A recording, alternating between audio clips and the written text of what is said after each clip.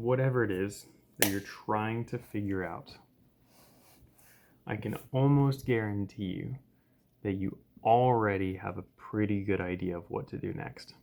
And I think this is such a cool and humbling observation of people. Okay, so we'll frame it this way. You're looking at your life and you've got a lot going on, or you're struggling to make ends meet, or you're really not sure how to start the healthy habit or the next step, or your mental health has taken a toll and you don't know what to do. Very rarely, in my experience, personally and with others, very rarely do I see people who actually have no idea what to do next. Okay, so I'll use a couple examples. I have talked with multiple people who really want to get in shape and change how they eat. Lots of people I've talked with. I'm pretty intentional about the gym, and I'm actually not like crazy about diet, but like the type of things I eat matter to me. So I've had a lot of people talk to me about that and what to do on their end. And they're usually, people say this a lot, but people are typically looking for a secret to success on something, or they're looking for the right fit for them. And when you give them the actual step forward, it's often things they've heard before. And they think it's just the generic advice. But what's actually happened is they just haven't applied it. So, for instance, someone who's trying to get healthy, let's say they have fitness goals. How do you accomplish them? I don't need to know what your fitness goal is to know that all you really need to do is start working out that fitness goal. So if it's just getting stronger or putting on muscle, you just go to the gym. If you're trying to get better at a sport, you just go do the sport. Now there's certain things you can do, like hire people to guide you. Trying to get better at an instrument, you can teach yourself, but it's often better to have an instructor or a coach of some kind. And if you're at the gym and you're trying to get strong, like really physically strong, or build muscle, those are two different goals. And so the more focused you get, the more you know exactly what you want, the easier that gets. You're not making enough money at the business that you own. What do you need to do? And when you ask yourself that, you usually have an answer. You kind of have that. It's usually the thing that you don't want to do. And you're just asking yourself, oh God, there's got to be a better way. There's got to be a different way. Probably not. And really think about that. And if it's not a harmful thing to do, then do the thing you're putting off. If you know that you just aren't marketing enough, or you know that you're not getting to bed on time, or you know that you shouldn't be on your phone, stop. And I know it's much easier said than done, but quit looking for other routes out of that. That is the thing that's causing problems for you. And you would do well to fix it. So we usually know the problem, right? Now that doesn't mean we have the full way out, or we might be able to say, I know I need to do X, Y, Z, but I can't. So yeah, that's different. But then you face the same problem. I know I need to, let's say someone has a drinking problem and their life's falling apart, and they're like, what could it be? And they're just getting drunk all the time, and family's falling apart, their life's falling apart, work's falling apart. And if they just pause, they can usually identify it's the alcohol. Now, some people have a lot of delusion around stuff, and sometimes people just haven't had someone point it out directly to them. But they might say, it's alcohol. I got to get rid of it. I got to slow it down. I got to stop it. And we can all say, yeah, that's doing it. You got to stop. And then they might go on a couple weeks journey of trying to stop, realize it's actually much harder, especially with something that's a chemical addiction as well. So then it might be like, shoot, this isn't working on my own. I can't do it. What do I need to do next? And then someone else might be like, oh, I'm stuck here. I've tried I've tried it on my own, I don't know what to do. You just ask yourself, what would the next step be, really?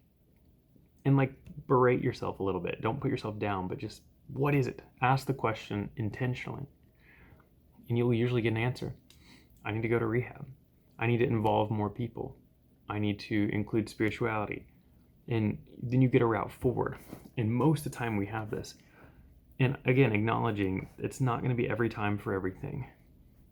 But even when we don't know the next step, we at least know that we don't, right? So what I'm saying is, you might say, I genuinely don't know. Therefore, invite people into the knowing process. Search engine is fine. Look it up online. But asking people to join. And we do lift each other up well. Like things done in community and in relationship, you just go way further that way. Plain and simple. It's really helpful. But most of the time we actually do have an idea. And if you're struggling with anything, you can say, between the two options I have in front of me, what is a good idea? And go with what your gut says, because that will kill your spirit as your life goes on if you aren't doing that. And you're going to make wrong choices along the way, but you've got an idea of what to do, right? So, and this isn't to dismiss people who hit really stuck places. This is more me trying to call out everyone, including myself, on the little things that we just shrug our shoulders at and go like, eh. And you need to acknowledge, do you just not want to do it? You just not interested? Do you not want it enough? I've seen a lot of people who just don't step up to the plate.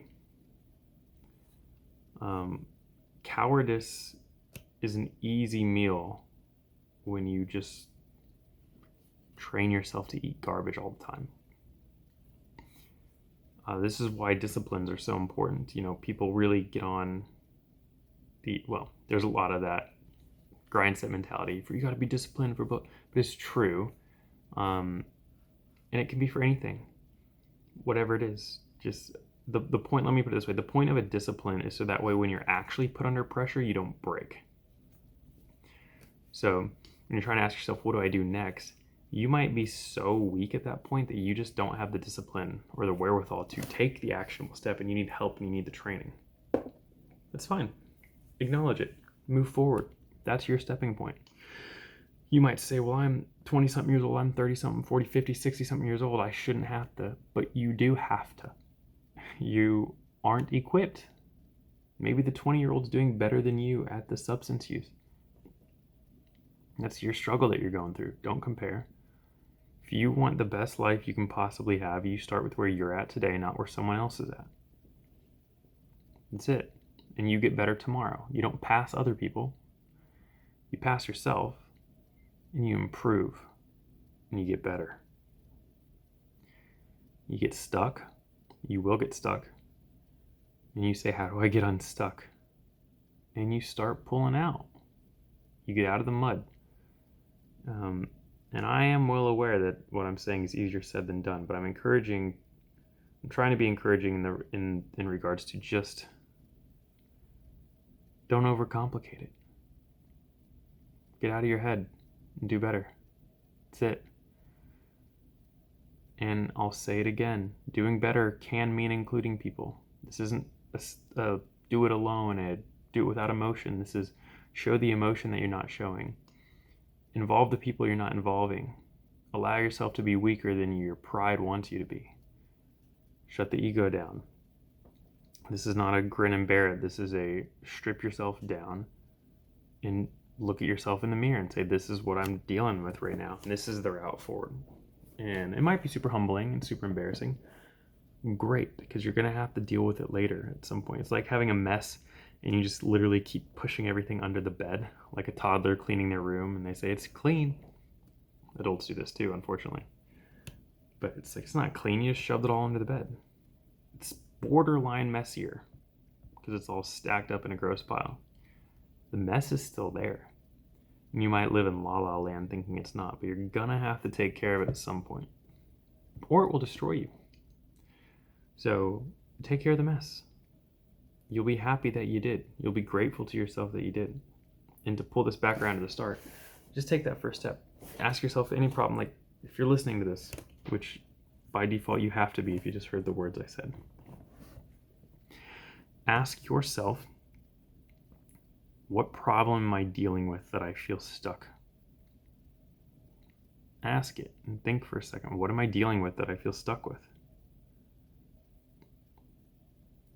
Is it your marriage? Is it your work?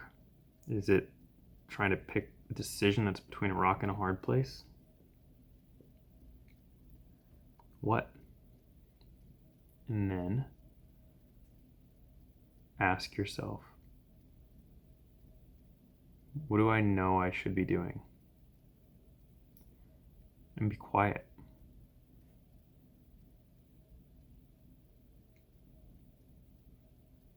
And you should hear an answer.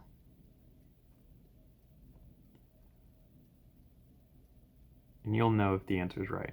And if it's right, do the thing. So that's that. And just for the sake of it, if you're listening and you attempt that activity, let me know. Share it. Put it in the comments. I want to hear it because I think more people are able to find freedom than they're giving themselves credit for. So share it. I would love to hear it. And with that, I'll leave it for this Monday. Make your good decision, and I'll see you next Monday. Bye.